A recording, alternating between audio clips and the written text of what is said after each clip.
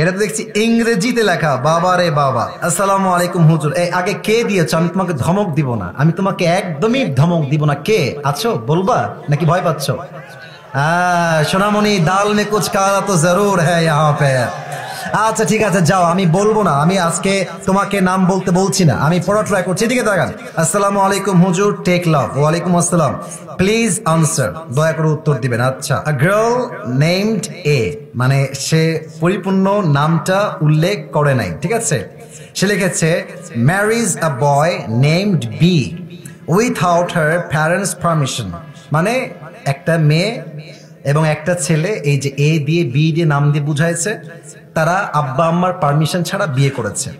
After some days the girl named A, ওই মেয়েটা, A নামের মেয়েটা দূরে চলে গেছে, and marriage another boy named C without divorcing the boy named B. What should they do now? That's a very important question. সে প্রশ্ন করেছে কি, আমি বোঝাচ্ছি আপনাদেরকে। আমি আবারও পরে জাস্ট ট্রান্সলেশন করছি বোঝাবার স্বার্থে। A girl named A marries a boy named B. একজন এ নামের ছেলে বি নামের মেয়েকে বিয়ে করেছে পারমিশন ছাড়া, উইথআউট হার প্যারেন্টস পারমিশন, কোনো অনুমতি ছাড়াই বিয়ে করেছে। After some days the girl named A marriage another boy, অর্থাৎ যেই মেয়েকে সেই প্রথম যুবক বিয়ে করেছিল, ওই মেয়েটা আরেক যুবককে বিয়ে করে ফেলেছে।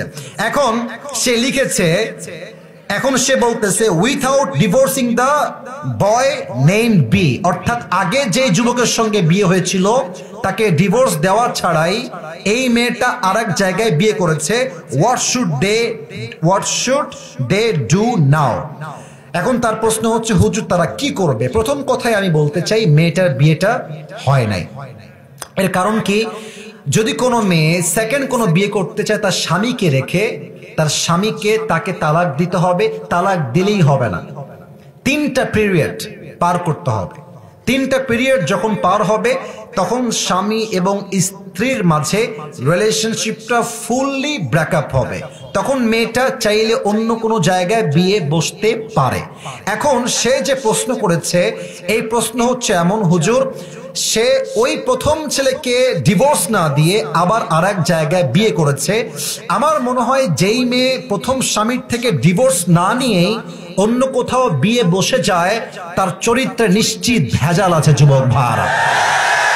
আর আমি একটা কথা মনে প্রাণে বিশ্বাস করি, বিশ্বাস বড় একটা দামি জিনিস। সস্তা মানুষ বিশ্বাসের মান ধরে রাখতে পারে না।